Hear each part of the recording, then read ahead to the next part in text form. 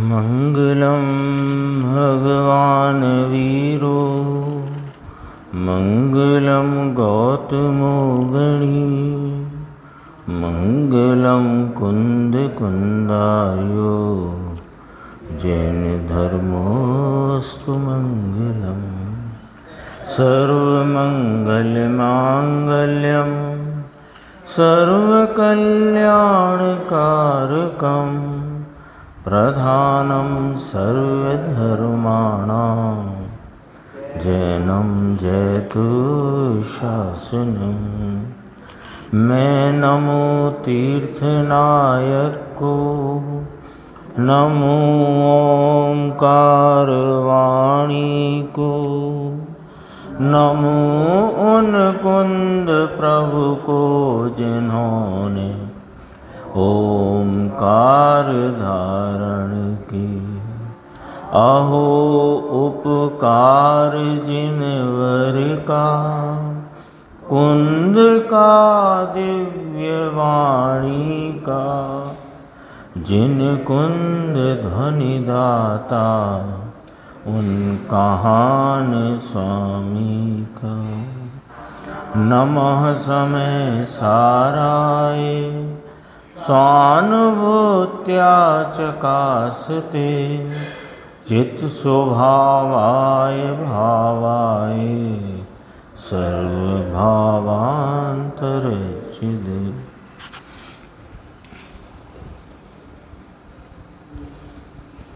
समय सार जी परमागम ग्रंथ के परिशिष्ट रूप से जो 47 शक्तियों का वर्णन आचार्य भगवान ने किया, उस पर पूज्य गुरुदेव श्री के प्रवचन अपन 1977 में जो हुए वो सुन रहे हैं।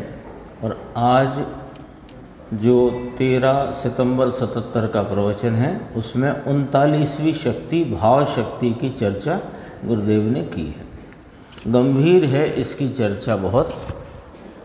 दो बातें हैं, एक तो 33वें नंबर पे भाव शक्ति आई थी और एक 39वें नंबर पर भाव शक्ति आई। नाम एक ही है, हाँ, और वास्तव में नाम भी एक है और भाव भी एक ही है, लेकिन कथन की पद्धति में फर्क है।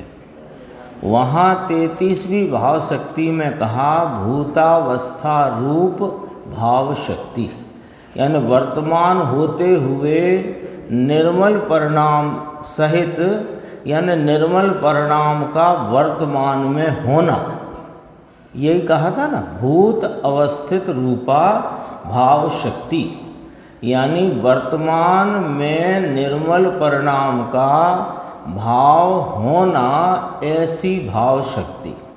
फिर उसके बाद आई थी अभाव शक्ति, यानी व्यवहार रत्नत्रय आदि और द्रव्य कर्म नौ कर्म आदि पुद्गल से का अभाव होना, यानी वर्तमान में उन पुद्गल परिणाम का अभाव होना।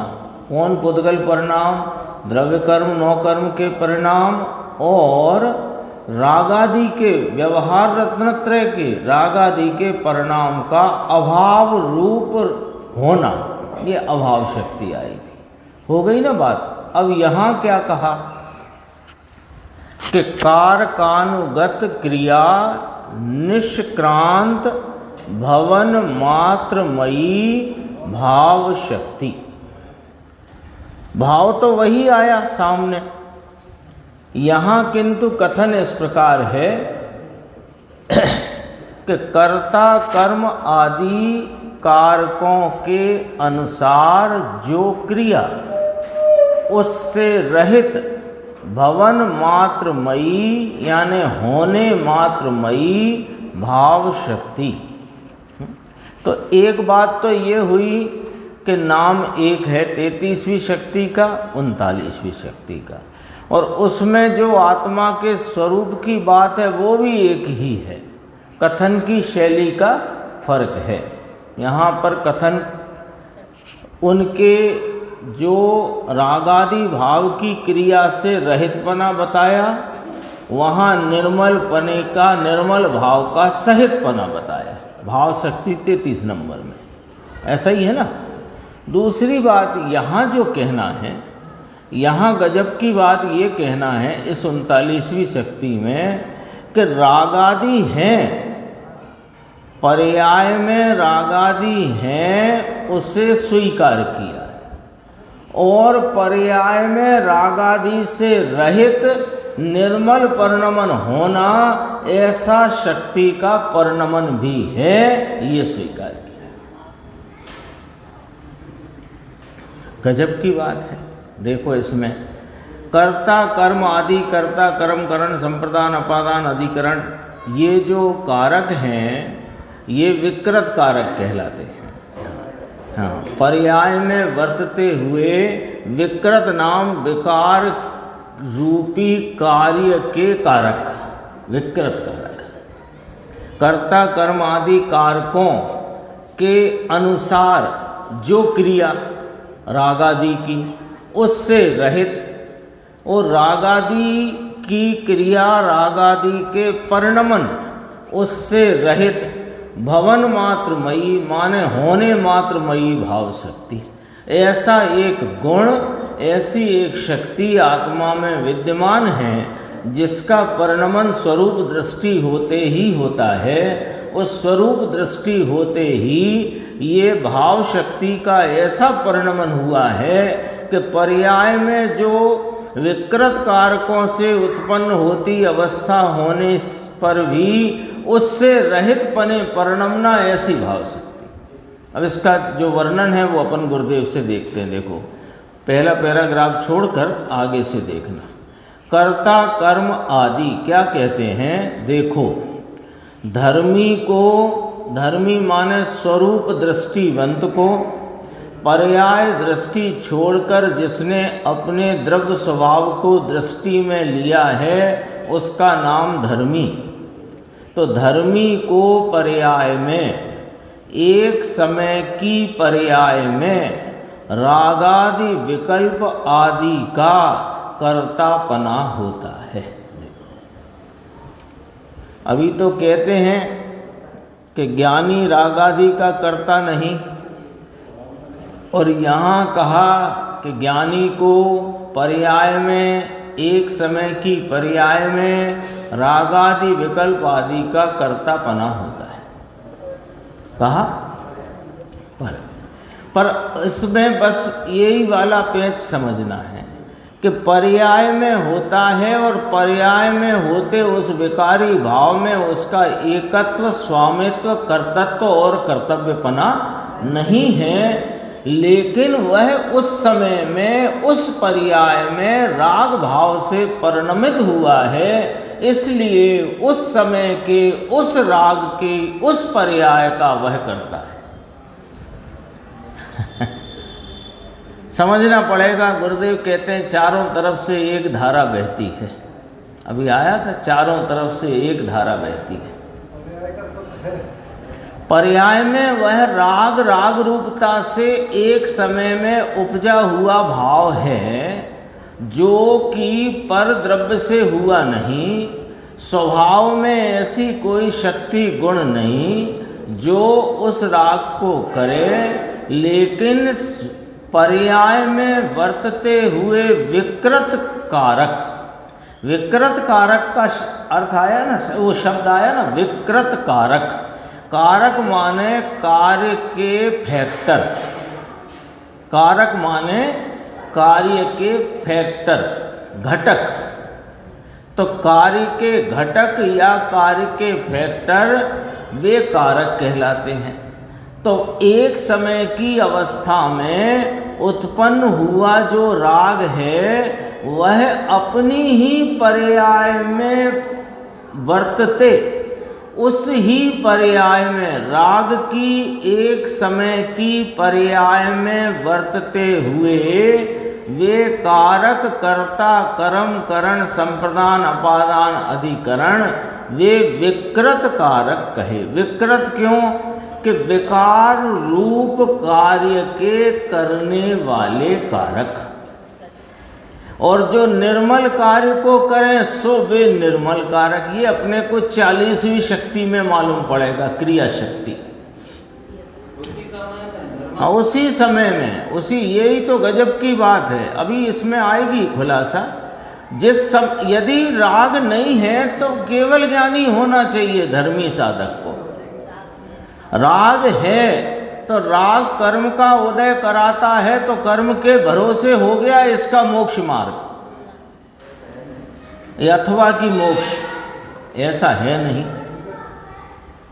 तो पर्याय में है और स्वभाव में है नहीं। आप पूछते थे एक दिन अद्धर क्या होता है, ये होता है अद्धर। स्वभाव में है नहीं, पर द्रव्य कराता नहीं, तथापि पर्याय में है।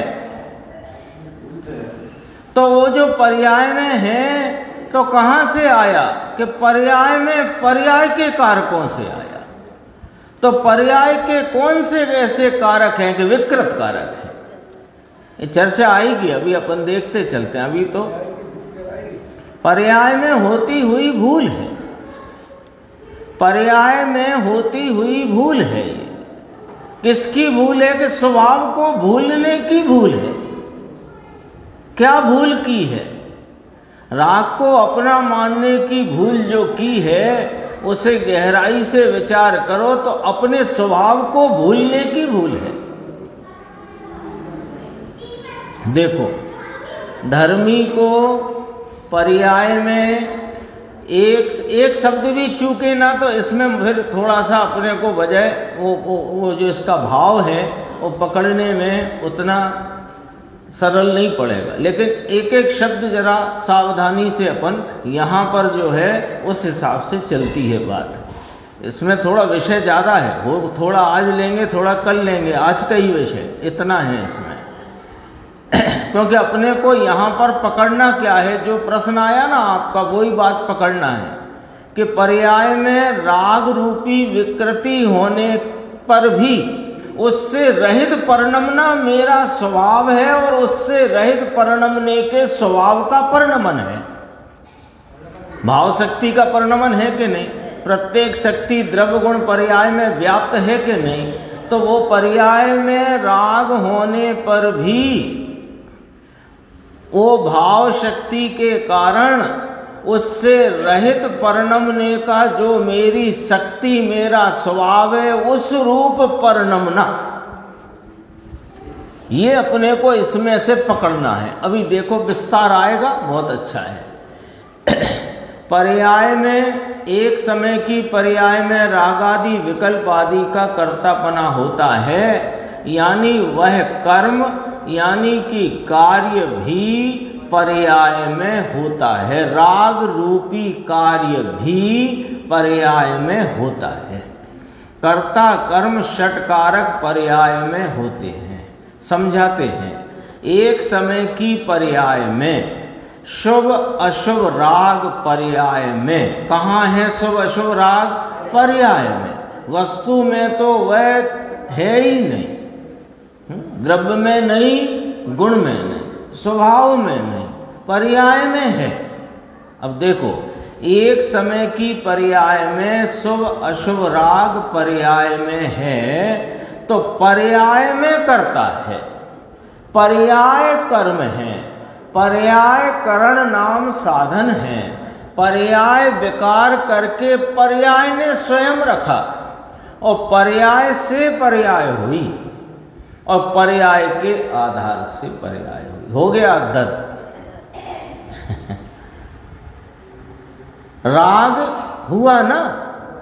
देखो, तीन बातें तो तीन कारक तो सरलता से समझ में आते हैं कि आत्मा की वह पर्याय, आत्मा करता नहीं कहेंगे, सुनना जरा, आत्मा की वह पर्याय जो राग रूप परिणमी है, वो राग रूप परिणमित पर्याय ही करता और राग रूप परिणमन ही वह कार्य और राग रूप परिणमने का साधन भी वही पर्याय। तीन बातें तो आ गई। चौथी, पर्याय नाम विकारी पर्याय है ना, तो विकार रूप पर्याय करके कहाँ रखा उसने विकार को? पर्याय में। विकार उत्पन्न हुआ ना, तो उत्पन्न हुआ तो उत्पन्न करके रखा कहाँ? तीन आते हैं ना, संप्रदान, अपादान, अधिकरण। संप्रदान में जो अपन भाषा व्याकरण से उसको पकड़े, के लिए, संप्रदान का अर्थ है के लिए। जैसे कुम्हार ने घड़ा बनाया, जो भेद कारक है ना, उसमें से अपने को अर्थ पकड़ना है संप्रदान का, कि कुम्हार ने घड़ा पानी पीने वाले के लिए, तो वो घड़े का संप्रदान कौन? पानी पीने वाला। तो किसके लिए? कि पानी पीने वाले के लिए, प्यासे के लिए। ऐसे यहां कहा विकार की पर्याय किसके लिए? कि विकार के लिए। संप्रदान कौन? विकार। तो कहते हैं साहब वो पर्याय तो पारनामिक हो जाती है। तो कहा हाँ, कहते हैं ना कि पारनामिक हो जाती है। इसी में से तो कह रहे हैं कि पर्याय ने पर्याय कोई रखा, या पर्याय जो हुई वो पर्याय ने विकार करके स्वयं रखा। स्वयं रखा माने वो पर्याय तो एक समय की है ना, तो एक समय विकार रखा, बाद में तो पारनामिक हो गई, माने वो पर्याय ना रही। अर्थ उधर से भी घटित हो गया संप्रदान का। और अपादान माने किसमें से हुई? कि पर्याय में से पर्याय हुई। यानी इसका अर्थ पर्याय में से पर्याय कैसे हो गई? कि वो पर्याय स्वयं अपने उस विकारी भाव रूपता से अपने में से हुई है, द्रव्य में से नहीं, पर द्रव्य में से नहीं। द्रव्य जो अनंत स्वभाव स्वरूप द्रव्य है उसमें से नहीं। बारीक है बात, लेकिन जो पकड़ना चाहेगा उसे पकड़ में ना आए, इतनी भी कठिन नहीं। और इसके दो तरकीब है समझने की, कि जो बात जहां चलती है उसको थोड़ा चित्त की एकाग्रता से पकड़ना, और दूसरा अपना जो सबका तरीका है कि हमें तो जितनी समझना थी समझ ली, बाकी तुम कहते जाओ, सो कहते जाओ। अब जिसको जैसे स्वीकार करना हो करो, बात तो चले ही रही है। पर्याय से पर्याय हुई का अर्थ समझ में आया। पर्याय कौन सी हुई? राग रूपी विकार की।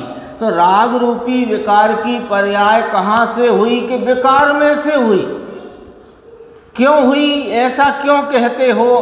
क्योंकि द्रव्य में ऐसा कोई गुण शक्ति स्वभाव नहीं कि विकार को करे, और पर द्रव्य इसके विकार को करे, ऐसी पर द्रव्य में ताकत नहीं।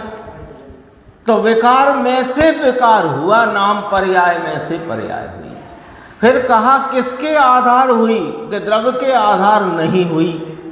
जरा बात को इधर से पकड़ो। पर्याय किसके आधार हुई? पर्याय के द्रव्य के आधार नहीं हुई, पर्याय के आधार पर्याय हुई। आई बात? अब देखो आगे बढ़ेगी। समझने में जरा सूक्ष्म बात है। एक समय की पर्याय में विकृत अवस्था का षटकारक रूप परिणमन है। तो यहां कहते हैं आचार्य भगवान, कारकों के अनुसार जो क्रिया, ये विकारी भाव, कारकों के अनुसार जो क्रिया, विकृत अवस्था के षटकारकों के परिणमन अनुसार होती जो राग रूपता की विकारी क्रिया, षटकारक के अनुसार पर्याय में षटकारक के अनुसार विकार पुण्य पाप दया दान व्रतादि के विकल्प की। विकार क्या होता है ये भी बता दिया है ना। पुण्य पाप दया दान व्रतादि के विकल्प की षटकारक रूप से परिणमन रूपी क्रिया होती है। पूछते हैं है आगे, उससे रहित। अब आई भाव शक्ति। भाव शक्ति की बात आई। अपन को यही पता है कि पर्याय में से पर्याय नहीं होती, पर्याय तो द्रव्य से ही होती है, और यहाँ इसमें अपादान में ये बताया पर्याय में से पर्याय होती है, तो अपन जो पहले की पर्याय है उसको राग रूपी, पहले की पर्याय में से नहीं कहा, वही पर्याय में से पर्याय का, ये समझना है। द्रव्य में से नहीं होती का अर्थ ये है कि द्रव्य में ऐसा को देखो, जब ये कहा जाता है कि द्रव्य के आधार से पर्याय होती है, वहाँ कहना ये है कि द्रव्य उस पर्याय रूपता से परिणमा है। अब यहाँ द्रव्य परिणमा है ना, तो अब यहाँ परिणमन को मुख्य कर लिया, परिणमन को मुख्य कर लिया। क्यों कि परिणमन किस प्रकार हुआ कि षट कारक रूपता से हुआ, तो 6 कारक वे कहाँ लागू पड़े कि पर्याय में लागू पड़े। तो कर्ता भी पर्याय, कर्म भी पर्याय, साधन भी पर्याय, और संप्रदान भी पर्याय, और अपादान भी पर्याय, और अधिकरण भी पर्याय। क्यों कहा ऐसा? क्योंकि वो पर्याय में जो द्रव्य उस पर्याय में परिणमा, अब हम तो उस एक समय की पर्याय का ऑपरेशन कर रहे हैं, तो वो पर्याय जो परिणमी है वो उस समय का स्वतंत्र उत्पन्न हुआ भाव है, स्वाधीनता से उत्पन्न हुआ भाव है। तो उसमें द्रव्य की भी अपेक्षा छोड़ दी। अब द्रव्य की भी अपेक्षा छोड़कर जो उपजा हुआ परिणाम विकारी है, वो विकारी परिणाम का कर्ता वो विकारी परिणाम। इसको ऐसे समझो कि 1 नंबर का विकारी परिणाम, तो 1 नंबर का विकारी परिणाम, अपने विकार की श्रृंखला चलती है ना, तो वो श्रृंखला में से कोई एक परिणाम लिया विकार का, फिर वो विकार के एक एक समय होते परिणाम की जो क्रिया में परिणामों विकारी भावों की धारा पकड़ना, और एक विकारी परिणाम एक लेना, एक तो 1 नंबर का ले लो चाहे 2 नंबर का ले लो, कोई सा ले लो। 1 नंबर का विकारी परिणाम जो अपन ने विचार में लिया, तो 1 नंबर के विकारी परिणाम का कर्ता 1 नंबर का विकारी परिणाम, वो कार्य 1 नंबर का विकारी परिणाम, उसका साधन 1 नंबर का विकारी परिणाम, वो उसका संप्रदान, वो उसने किसको दिया कि अगली पर्याय को दिया कि नहीं, 1 नंबर का विकारी परिणाम ने वो विकार 1 नंबर को ही दिया।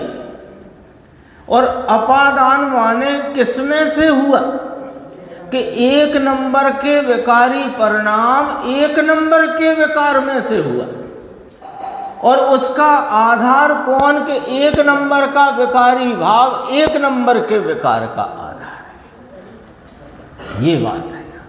यहाँ द्रव्य को अपेक्षा में लिए ही नहीं, द्रव्य पर्याय सहित द्रव्य की बात करेंगे तो द्रव्य ही परिणमता है। ये चर्चा अगले प्रवचन में अपने को मिलेगी चिद्विलास की, वहां से भी समझेंगे जब अगला प्रवचन आएगा। अभी तो विकार का अपन ने 1 नंबर से समझा ना, तो वही विकार, तो वही विकार का कर्ता वही विकार, उसी विकार का कर्म करण संप्रदान अपादान अधिकरण वही विकार है, आगे पीछे का नहीं, आगे पीछे का नहीं, द्रव्य नहीं, गुण नहीं। फिर कहेंगे चारित्र का विकारी परिणाम, सब कहेंगे, लेकिन अभी तो पुड़िया खुलना शुरू हुई है। ये समझो 47 शक्तियों में सबसे ज्यादा सूक्ष्म चर्चा इस 39वीं शक्ति में। एक समय की पर्याय में राग की स्वीकृति, और वहीं राग से रहित पने की स्वीकृति, वहीं उसी पर्याय में सबसे सूक्ष्म है।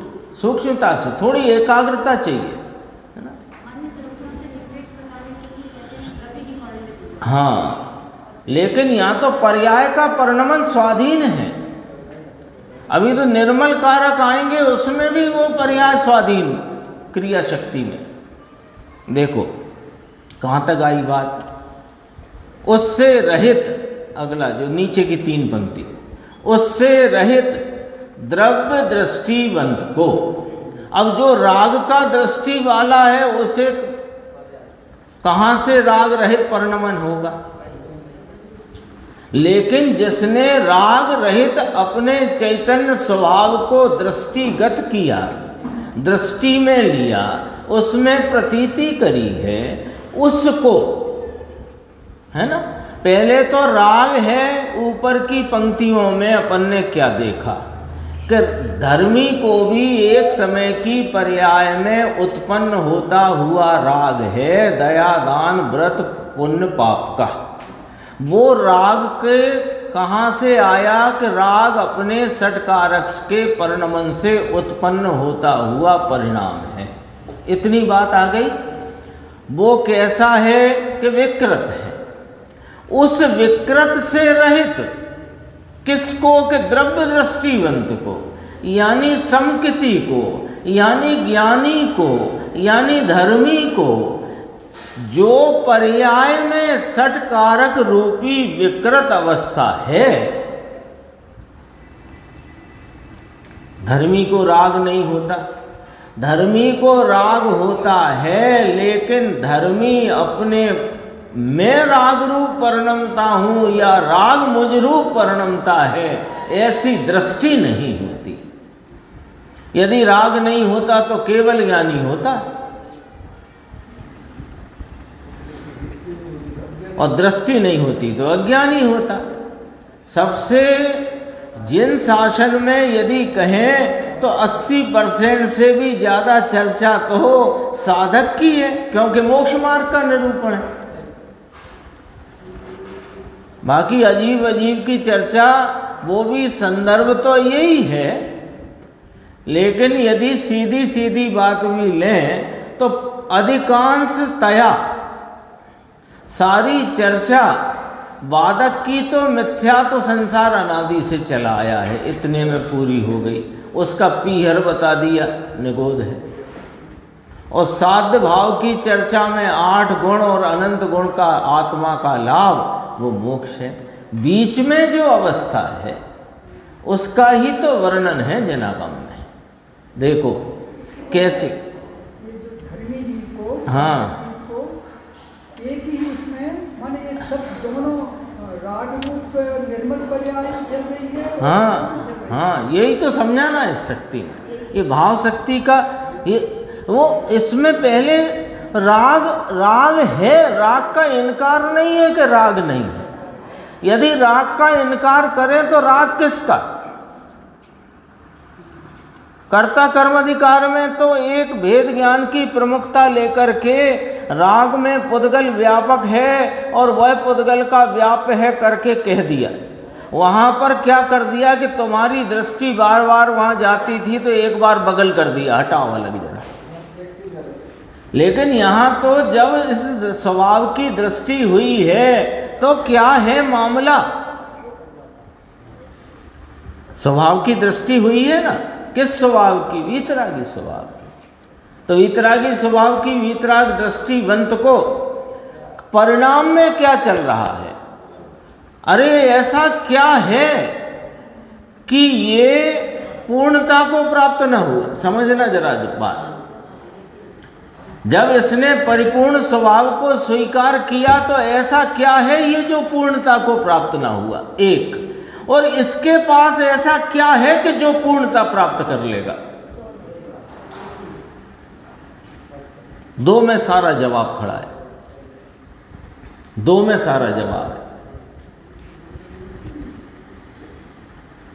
ये जब इसने परिपूर्ण पवित्र ध्रुव स्वभावी अपने वीतराग स्वभाव को यही मैं हूं ऐसा करके श्रद्धान में, विश्वास में, अहम में ले लिया है, तब फिर ऐसा क्या है कि ये पूर्णता को प्राप्त ना हुआ है?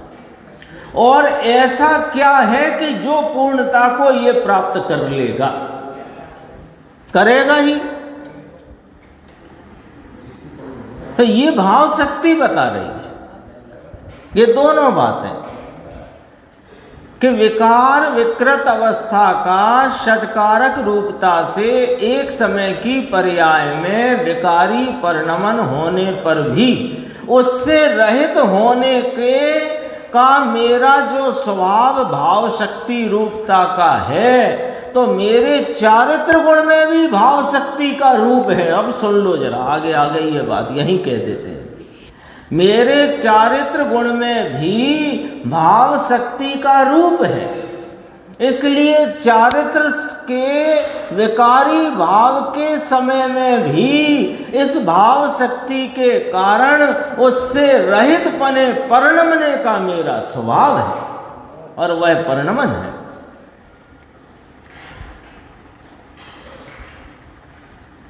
एक चारित्र की एक अवस्था में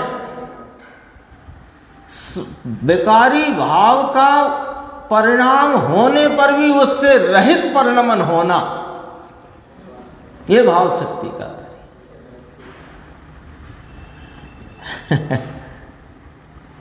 थोड़ी सूक्ष्मता चाहिए राकेश भाई, बहुत सूक्ष्मता माने विषय सूक्ष्म है, एकाग्रता चाहिए। देखो आगे बढ़ते हैं। द्रव्य दृष्टिवंत को, संकेती को, ज्ञानी को, धर्मी को पर्याय में षटकारक रूपी विकृत अवस्था है, उसमें तो इतना भी सिद्ध किया कि पर्याय में विकृति षटकारक से है। अब ध्यान से सुनना, पर्याय में विकृति विकार दया दान व्रत पूजा पाप भाव का परिणाम षटकारक से है, कर्म से नहीं और अपने गुण से नहीं। जो शक्ति है उससे नहीं। शक्ति तो भाव शक्ति ऐसी है कि जो षटकारक रूप विकृत अवस्था पर्याय में स्वतंत्र स्वयं होती है, उससे रहित।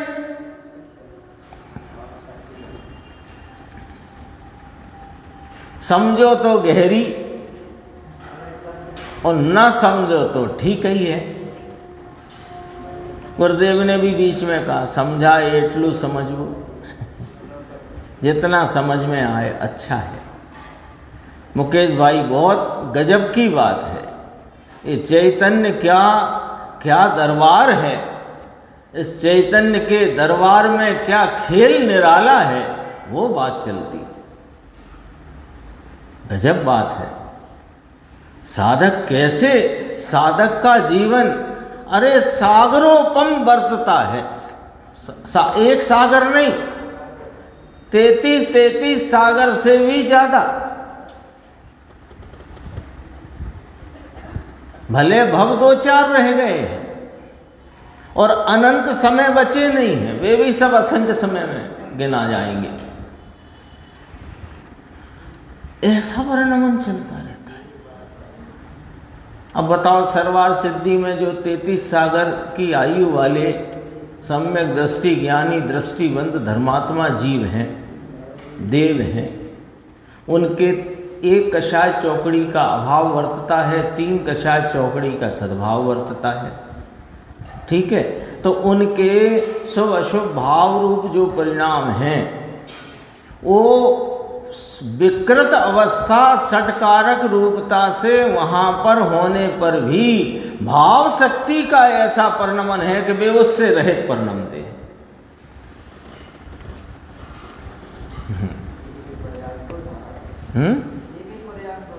एक पर्याय में 2 धाराएं, सहित और रहित। ये यहां शैली देखो आप, सहित और रहित।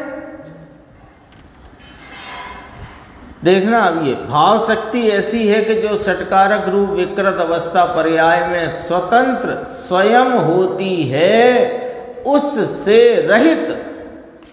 भाव शक्ति का कार्य क्या कि उस विकृत अवस्था से रहित परिणमना,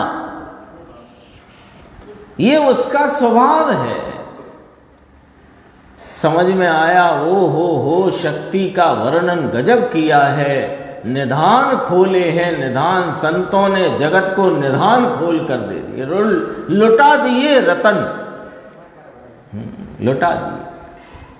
प्रभु तेरी चीज तो अंदर वस्तु है ना, अखंड, उस अखंड पर दृष्टि देने से तेरी पर्याय में षट कारक की विकृत अवस्था हो। अब ये सब चर्चा हो चुकी, षट कारक की विकृत अवस्था हो चुकी कि नहीं हो चुकी? नहीं तो ये शब्द नया नहीं रहा ना।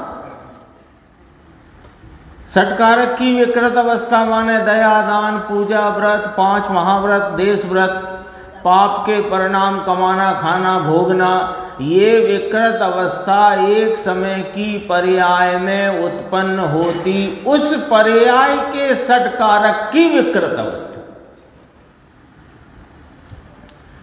तो तुम उस अखंड पर दृष्टि देने से तेरी पर्याय में षट कारक की विकृत अवस्था हो, परंतु उससे रहित पना तेरा स्वभाव है, भाव शक्ति रूप तेरा स्वभाव है। समझ में आया? दया, दान, व्रत, भक्ति, पूजा के विकल्प तो ज्ञानी को भी होते हैं। वे कैसे हैं कि पर्याय में षट कारक अर्थात कारक गिनाए, कर्ता, कर्म, करण, संप्रदान, अपादान और अधिकरण से पर्याय में होता है, परंतु उसके भाव स्वभाव की शक्ति यानी कि गुण ऐसा है कि उससे रहित परिणाम ना।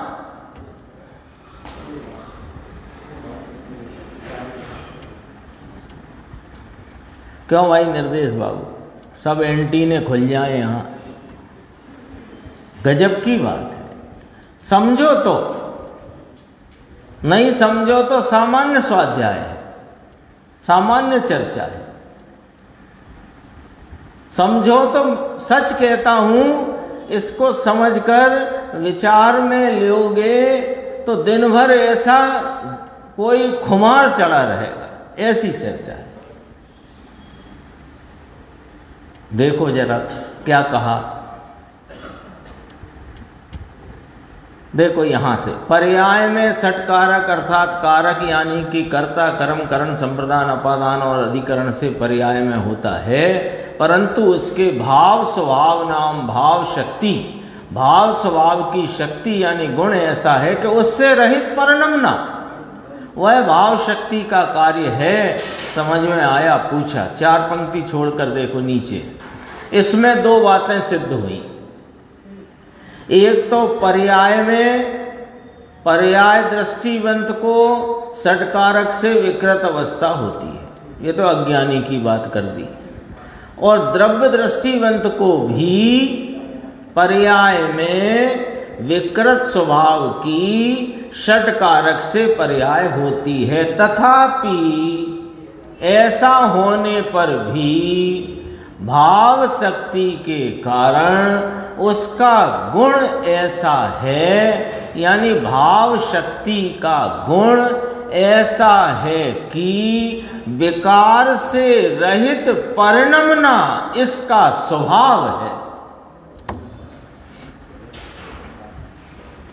विकार से रहित रहना कि अरे विकार स्वभाव मेरा द्रव्य गुण विकार से रहित है, पर्याय में विकार है, ऐसे नहीं।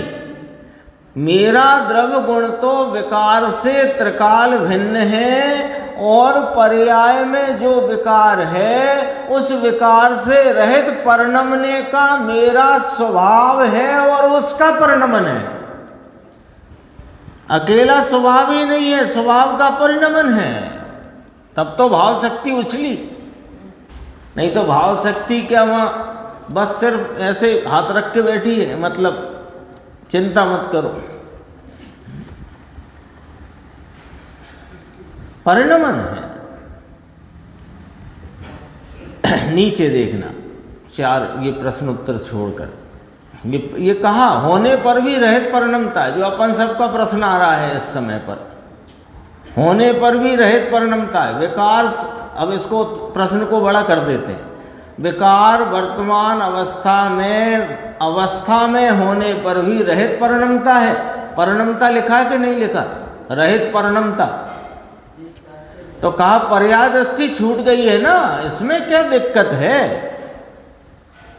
अरे ये कमाल हो गया है, पर्याय दृष्टि छूट गई है और द्रव्य स्वभाव की दृष्टि हो गई है। ज्ञायक भाव का भान हुआ तो ज्ञायक भाव में तो भाव शक्ति नाम की एक शक्ति नाम गुण भी है, सभी शक्तियां एक साथ हैं, क्रम से वर्णन चलता है, ऐसा जैन दर्शन। नीचे अपने को पढ़ना है।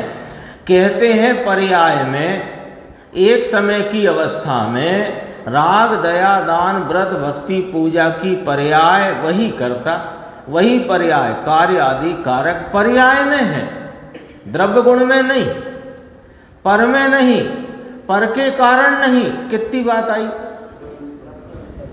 द्रव्य गुण में नहीं, पर में नहीं, पर के कारण से यहां पर्याय नहीं, पर्याय में वे कारक हैं।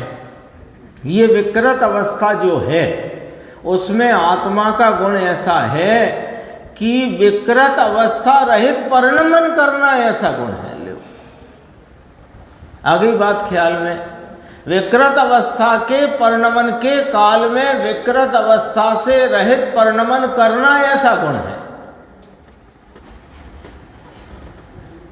ये इसका ये जो अपन ने 2 पॉइंट निकाले ना, कि यदि परिपूर्ण स्वभाव की दृष्टि है तो पर्याय में परिपूर्णता क्यों नहीं? कि राग है ना अभी पर्याय में, तो फिर राग है तो राग सहित हुआ ना कि नहीं? नहीं, उसी समय यदि राग रहित परिणमन नहीं हो तो पूर्णता होएगी कैसे? तो ऐसे समझ सकते हैं अपन कि जैसे सम्यक दृष्टि चौथे स्थान वाला है, हाँ। तो उसको एक कसाय चौकड़ी की बीत रखता है, तो वो एक कसाय चौकड़ी रूप जो बीत रखता है वो भाव शक्ति है, और 3 कसाय चौकड़ी का जो वो है वो उतना ये अपनी नहीं, ऐसा नहीं, ऐसा नहीं है, ऐसा नहीं है। यहाँ गणित नहीं चल रहा है, ऐसा ही है, ये गणित का काम नहीं है। यहाँ गणित माने परसेंटेज नहीं निकाल सकते। सच्चाई में देखो तो जो 4 चौकड़ी कही हैं वो कषाय तो मूल 4 कही है, क्रोध मान माया लोभ। कषाय का भी हिसाब समझ लो, एक दिन आ गया था वो भी चर्चा। कषाय यानी परिणाम में वर्तता राग द्वेष विकारी भाव, सीधी बात। एक पंक्ति, दूसरी पंक्ति कषाय कितनी कही? 4, क्रोध मान माया लोभ। और वे जो चौकड़ी कही है वो दरअसल कषायों की इंटेंसिटी है, उसकी डिग्री है। अनंतानुबंधी, अप्रत्याख्यानावर्णी, प्रत्याख्यानावर्णी और संजुलन, वो उसकी इंटेंसिटी, उसकी तीव्रता की डिग्री है ना? ये पहले तो ये बात हो गई। अब कहते हैं कि कोई कहे कि सम्यक दर्शन हुआ, अनंतानुबंधी चली गई तो 25% कसाय चली गई, तो कहीं नहीं, ऐसा नहीं, ऐसा नहीं। यदि ऐसा मानो तो 3 कषाय के अभाव रूप दशा में 25% कषाय मानना पड़ेगी। ऐसी नहीं है, चारों कषाय हैं। श्रेणी के आरोहण में फिर वो जो चपक श्रेणी मारते हैं तब वो सिर्फ अंत में लोभ का सूक्ष्म अंश रह जाता है, वो एक अलग व्यवस्था है। लेकिन 6वें 7वें गुण स्थान में बरतने वाले जो मुनिराज हैं उनको संजुलन कषाय का एक चौकड़ी का उदय है, तो 25% कषाय है, ऐसा नहीं है। अल्प कषाय है, बहुत ही अल्प। उसको ऐसे समझाया जाता है, पत्थर में खोदी लकीर, लकड़ी पर खोदी लकीर, है ना? नहीं, और हाँ, पत्थर में खोदी लकीर, लकड़ी में खोदी लकीर, रेत पर खींची गई लकीर और पानी में खींची लकीर, ऐसा फर्क है। तो परसेंटेज में तो आएगा नहीं, है ना? अब दूसरी बात आपने जो कही थी कि अनंतानुबंधी संबंधी भाव शक्ति और बाकी राग शक्ति, नहीं, ऐसा नहीं है। राग है उसी पर्याय में, और उसी पर्याय में राग रहित परिणमने की भाव शक्ति का परिणमन है। एक मैं कह रहा हूँ कि 3 कसाय चौकड़ी जो शेष बची हैं उतना राग चल रहा है, और एक कसाय तीन कषाय चौकड़ी संबंधी ही राग होगा चौथे गुण स्थान में, ये बात तो स्पष्ट है। अनंतानुबंधी का तो होगा ही नहीं, ये तो स्पष्ट है। पर यहाँ अपन तो कहते हैं राग का अंश भी है, वो पर्याय में अपने विकृत अवस्था रूप षटकारक के परिणमन से है, द्रव्य से नहीं, गुण से नहीं, पर से नहीं, पर के कारण से नहीं। और उस राग रहित परिणमन के काल में भी भाव शक्ति के परिणमन के कारण से उससे रहित परिणमने के स्वभाव का परिणमन है। भाव शक्ति का परिणमन है कि नहीं? तो भाव शक्ति का कार्य क्या? कि राग रहित भाव जो कारकानुगत क्रिया से निष्क्रांत, उससे रहित परिणमने की भाव शक्ति है ना। तो वो उसको तीन कषाय और एक कषाय में नहीं बांटना। या तो जितनी भी कषाय है, जितनी भी, यदि चौथे गुण स्थान में है तो तीन कषाय संबंधी कषाय है, तीन चौकड़ी संबंधी। देशव्रती को दो कषाय चौकड़ी, मुनिराज को एक कषाय चौकड़ी का सद्भाव है। तो वो जो कुछ भी सद्भाव है उसी का तो राग है पर्याय में। तो यहां तो सीधी बात करी कि पर्याय में वर्तता हुआ जो राग विकारी भाव, विकृत अवस्था, वो अपने षटकारक से परिणमित होने पर है, लेकिन उस समय भाव शक्ति का ऐसा कार्य नाम परिणाम परिणमन है कि उससे रहित परिणमने के स्वभाव का परिणमन है। ये देखो, उससे रहित होने के परिणमन का भाव बल, वो परिणमन देखना है। कितना राग है, कितना वीतराग है, ये नहीं कहना है। ये पॉइंट है। राग है, फिर भी राग रहित परिणमने के स्वभाव का मेरा परिणमन है। ये बल है मेरा, शक्ति है मेरी, बात ये। दूसरी तरह से कहता हूँ, जितना अपना राग है, हाँ, वो अपना ये कर्ता कर्म कारक की प्रक्रिया से चल रहा है। हाँ, और जितना राग नहीं है उतना अपना भाव। ऐसे नहीं कहना है, ऐसा ही तो नहीं कहना है। यहाँ पर वो बात नहीं कहना है। आप जो बात कह रहे हो वो संयम लब्धि स्थान की बात कह रहे हो। यहाँ संयम लब्धि स्थान की व्याख्या नहीं चल रही है। संयम लब्धि स्थान माने स्वरूप के संयमन से प्राप्त वीतरागता की उपलब्धि और शेष रहे राग की अवस्था, वो वाली बात यहाँ नहीं चल रही है। कितना राग शेष है, कितनी वीतरागता परिणम गई है, ये बात नहीं चल रही है। यहाँ तो ये कहते हैं कि राग भले परिणमता होए तो भी इसकी भाव शक्ति की ऐसी शक्ति है, ऐसा स्वभाव है कि विकृत रूप परिणमन के काल में भी विकृत रूप परिणमन से रहित परिणमना मेरा स्वभाव है और ऐसे स्वभाव का परिणमन है। ये वाली बात है। देखो इसमें ये दो पंक्ति में विकृत अवस्था रहित परिणमन करना ऐसा गुण है, विकृत रूप परिणमना ऐसा इसका गुण नहीं है।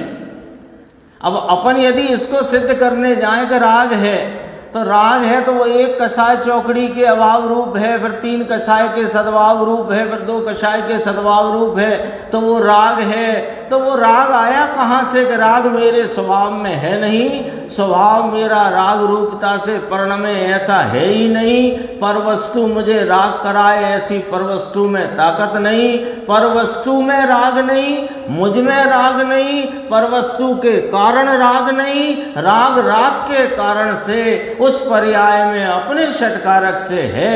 राग रूप परिणमने का मुझ में कोई गुण ही नहीं, लेकिन राग से रहित परिणमन करने का मेरे में गुण है, उसका नाम भाव शक्ति है।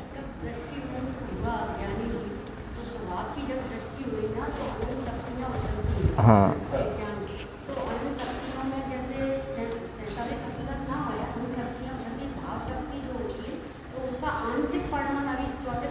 आंशिक है, लेकिन परिणमन का उसका स्वरूप क्या?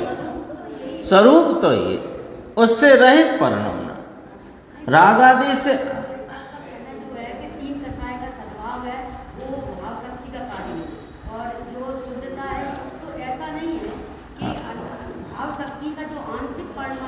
हाँ, वो चारों कसाय से रहित पने का परिणमन है। चारों चौकड़ी के चार कसाय है ना, चारों कसाय की चारों चौकड़ी से रहित पने का परिणमन है। भले कसाय का अंश अभी विकृत पने से कोई दो कसाय के अभाव रूप या दो कसाय के सद्भाव रूप या तीन कसाय के सद्भाव रूप जो होता हो वो तो वर्तमान परिणाम है।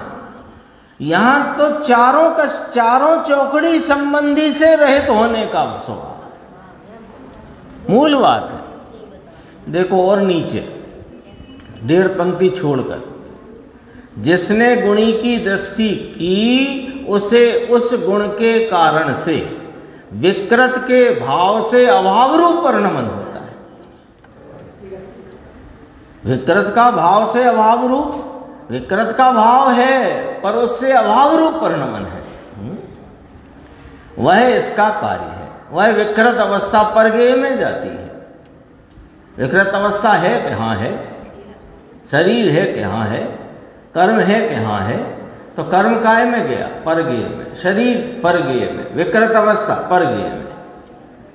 मैं कौन कि मैं तो उस विकृत अवस्था से रहित परिणमने के स्वभाव वाला स्वभाववान तत्व हूं, ये कहते हैं यार। ये अधिकार तो सूक्ष्म में समझ में आया, ये अधिकार तो सूक्ष्म में भाई ज्ञानचंद जी रह गए। बड़ी बात है भगवान, सुनो तो सही प्रभु।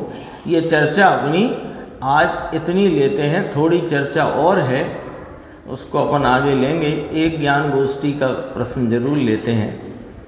देखो एक पेज और इसमें है, बस इतना बता देता हूँ जिससे वो आज की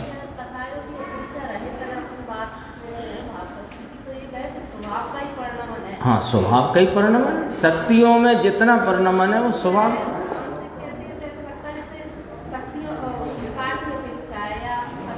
आंशिक कहने का तात्पर्य इतना है कि अभी पूर्णता नहीं हुई है बस, लेकिन स्वभाव तो परिपूर्णता से रहा हुआ है ना।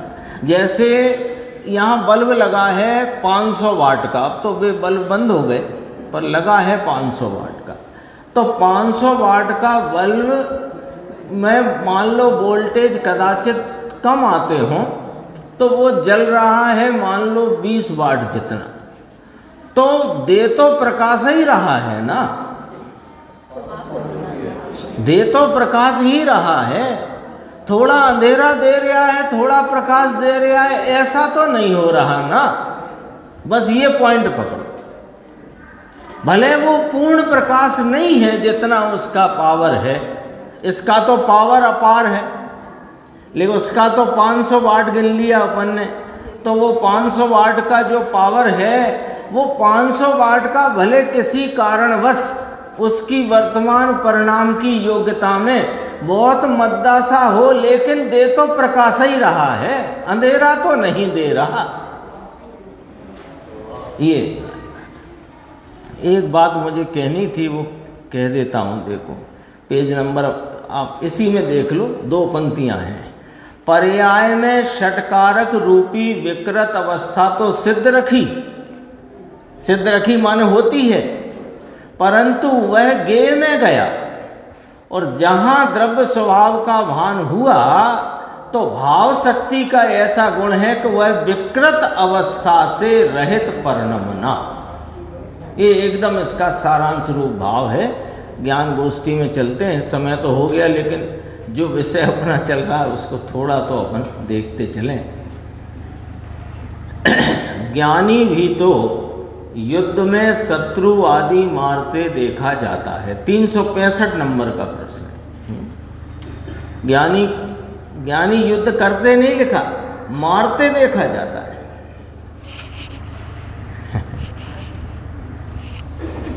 समझना प्रश्न भैया। ज्ञानी भी तो युद्ध में शत्रु आदि मारते देखा जाता है। उत्तर देखो, उत्तर प्रथमानुयोग से दिया। राम बलभद्र हैं, लक्ष्मण नारायण है और रावण प्रतिनारायण है।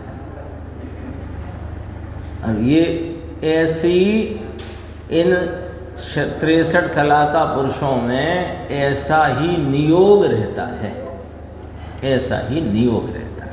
उसको यहाँ पर उपस्थित करके बात कही। राम बलभद्र हैं, लक्ष्मण नारायण है, रावण प्रतिनारायण है। रावण को लक्ष्मण मारते हैं। तत्पश्चात पूछा था ना, ज्ञानी भी तो युद्ध में शत्रु आदि मारते देखे, तो रावण को लक्ष्मण मारते हैं। तत्पश्चात रावण का दाह संस्कार करने साथ जाते हैं। वहाँ रावण की पटरानी मंदोदरी से कहते हैं कि हे माता, हम लोग बलभद्र और नारायण हैं, क्या करें?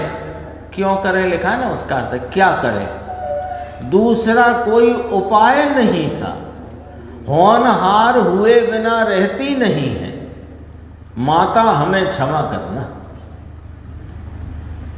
क्यों कि नारायण के हाथों प्रतिनारायण का मरण हो, ऐसा नियोग है। तो अब हम क्या करें? होनहार हुए बिना रहती नहीं है। फिर कहते हैं माता हमें क्षमा करना। रावण की पटरानी मंदोदरी से वार्ता करते हैं, तब कहते हैं अब देखो, अब पॉइंट तो ये पकड़ना है, ये तो हो गई घटना, सबको पता है। अब पॉइंट देखना मुकेश भाई, माता हमें क्षमा करना, राग द्वेष की प्रवृत्ति तो हुई, किंतु अंतर में उसका खेद है। ये हमारा काम नहीं है, ये राग द्वेष करना हमारा काम नहीं है। ये राग द्वेष की प्रवृत्ति तो हुई, अंदर में उसका खेद है। खेद है माने ये खेद है माने अरे रे रे ये क्या हो गया। खेद, ज्ञानी का खेद समझ लेना। ज्ञानी का खेद ऐसा नहीं होता कि अरे रे रे रे रे ये क्या हो गया। ज्ञानी का खेद ऐसा होता है कि वह जानता है कि राग मेरा स्वरूप नहीं, राग हे है, लेकिन यह अपने क्रमबद्धता में योग्यता प्रमाण में आ पड़ता है, यह कोई मेरा स्वरूप नहीं है, ऐसा खेद है, ऐसा खेद है। जैसे कोई जवान लड़का हो 30-32 साल का, कदाचित पैर में मोच आ गई है तो वो छड़ी उठा के चलता है तो खेद है उसको, तो वो यही कहता रहता है क्या छड़ी उठाना पड़ती है, अरे रे रे रे रे, अरे रे रे रे रे। उसको अंदर में ऐसा भाव है कि अरे अभी अपनी अवस्था ऐसी थोड़ी है छड़ी उठा के चले, लेकिन ये आ पड़ी है, बस ऐसा मेरा ऐसी अवस्था नहीं, बस इतना। ये हमारा काम नहीं, राग द्वेष करना हमारा काम नहीं, हम तो अंदर में रमने वाले राम हैं। दोनों कहते हैं, राम भी कहते हैं और लक्ष्मण भी कहते हैं हम तो अंदर में रमने वाले राम हैं। दूसरा और ले लेते हैं, छोटा सा है 366। सम्यक दृष्टि युद्ध में लड़ने के लिए क्यों जाता है? जब पता है कि मैं तो आत्म राम हूँ, राग द्वेष करना मेरा काम नहीं, शरीर की क्रिया मैं कर सकता नहीं, मैं किसी प्राणी को मार सकता नहीं, बचा सकता नहीं, सब आपको मालूम है, ऐसी आपको प्रतीति है, फिर युद्ध में लड़ने क्यों गए? प्रश्न है। उत्तर, सम्यक दृष्टि युद्ध के प्रसंग को और उस संबंधी द्वेष के अंश को परज्ञेय रूप से जानता है, परंतु उसका कर्ता नहीं है, अतः निर्भय है।